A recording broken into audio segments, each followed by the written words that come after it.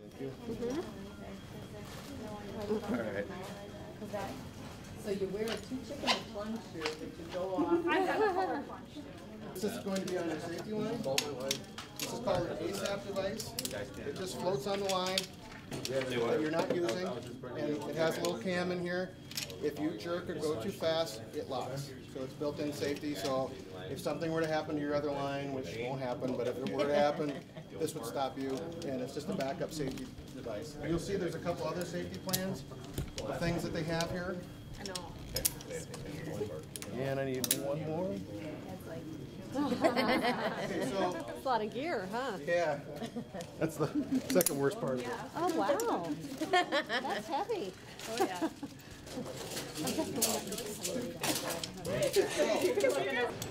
Okay, hi. How are you? Step on up to the rail. Okay. Hello. What's your name? Diana. Diana. I'm Scott. Nice to meet you, Scott. Nice to meet you. You excited? I am very excited. Awesome. Have you ever done anything like this before? Not really. I've way back many lifetimes ago. I did a little rappelling. Way back when? Yeah.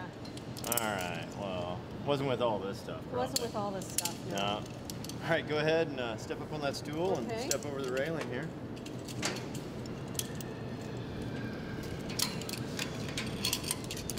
Watch the rope, Scott. All right. All right. So go ahead and step on over here. Okay. And yeah, you don't. No, not yet. Don't worry about that. So we've got two devices on here that you're going to be using while rappelling. This blue one, this is what you're actually going to be controlling with your hands. Okay. We'll talk about how to do that in just a minute. This yellow one is going to be a backup device.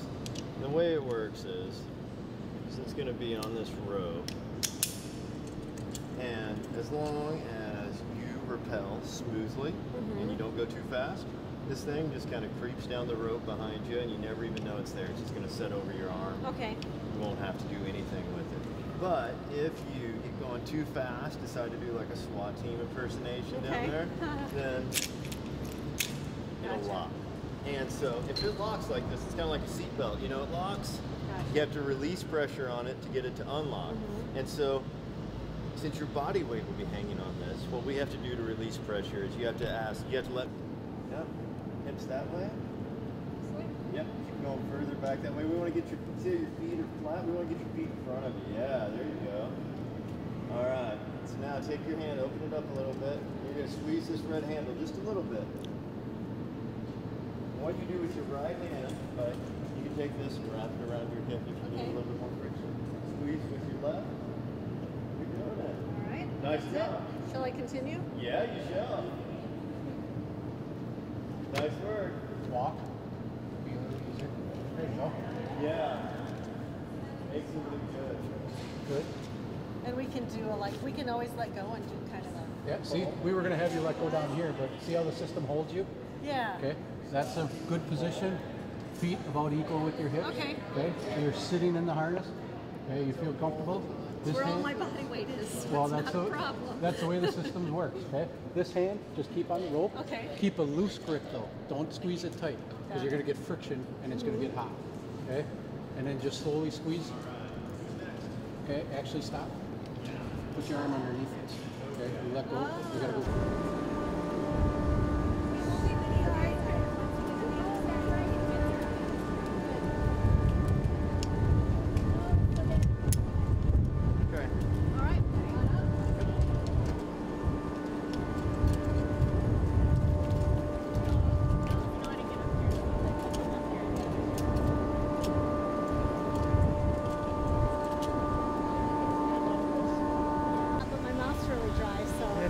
Perhaps I am. That's awesome. That'll be fun though. I'm kind of looking forward to it. So Yeah, that's this will be awesome. great.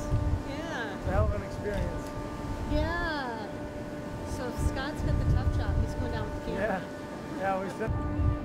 So how are you feeling? I'm feeling great. Crash test dummy part 3. But no, it's an awesome view up here. Good cause. Bunch of great people. So it's all good. Looking forward to it. Experienced and ready.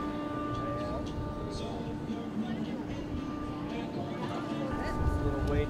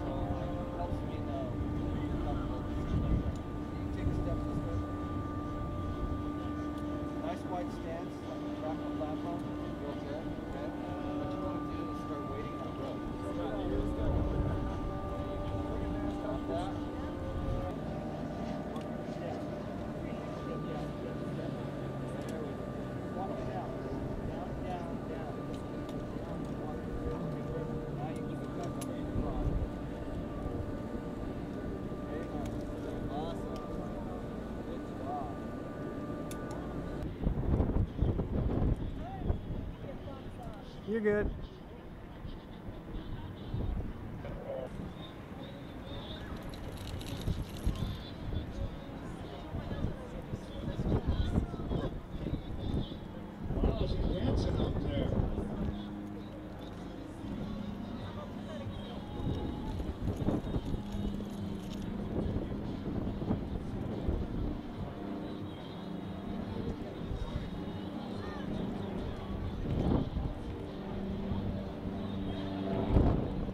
Diana.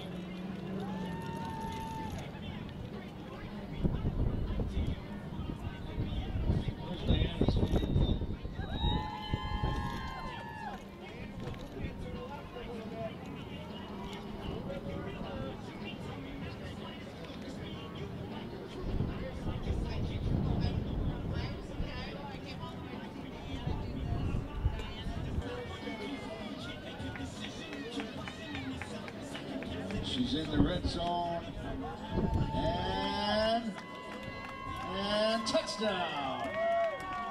There she is. And how far did you come to take the UltLambeauLeap here? Well, I'm actually from Green Bay, so I didn't come very far, or at least I live in Green Bay now. So, but I think the spirit of the Packers and the Lambeau Field means a lot to the people in the community. So I thought it would be a great part of the northeastern Wisconsin experience. So. Yeah, there's not much more Packerish in Green Bay. It doesn't get more Green Bay, I don't think. So, what inspired you to participate in this event today? Well, as I mentioned, I'm a physician. I have a number of patients that participate in the Special Olympics, and some of them even wear their medals to their doctor's appointments. And if you ask them about it or they talk about the Special Olympics, they kind of light up. The other way I became involved is I'm a member of the Bay Care Clinic Foundation Board. And so we hear a lot about what Special Olympics does through the foundation. So that led me to volunteer for Special Olympics. I've been doing that for about 3 years.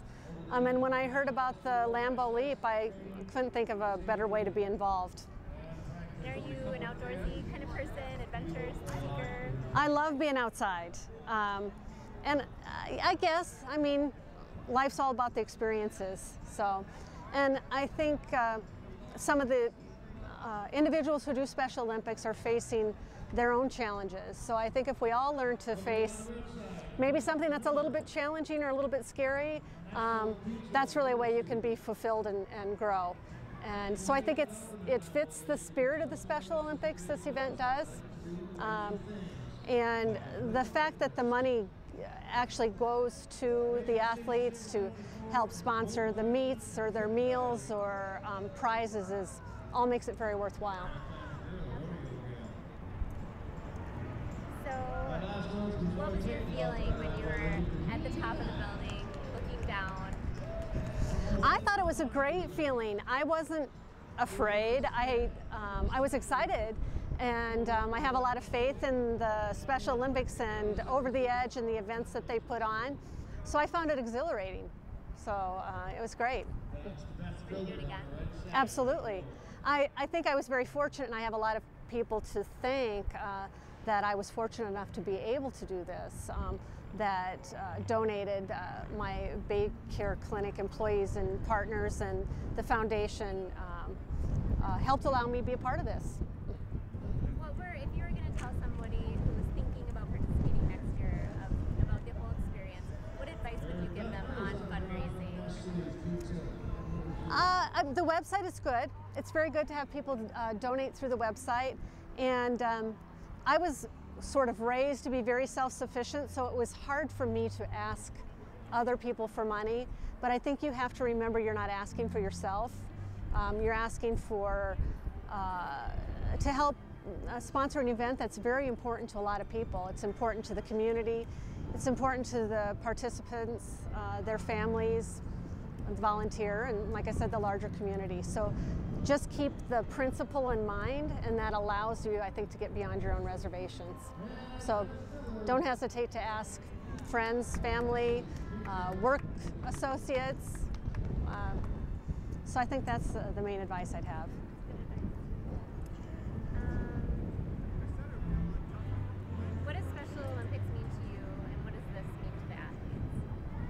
I'm sorry? What does Special Olympics mean to you, and what does this mean to the athletes in your mind? Oh, I think this means a lot to the athletes because it allows Special Olympics to happen.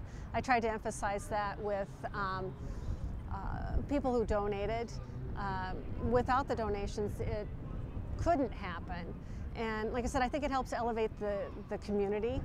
I lost my train of thought, so we're going to edit that out. Do you have anything else that you want to add?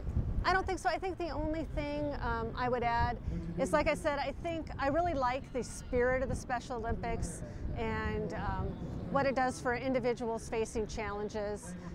And I think the UltLambeauLeap, not only is it very northeastern Wisconsin, I think that spirit of facing challenges and overcoming them, that this fits very well. And I think it's a wonderful opportunity. Anyone who has a chance to do this, I'd highly recommend it.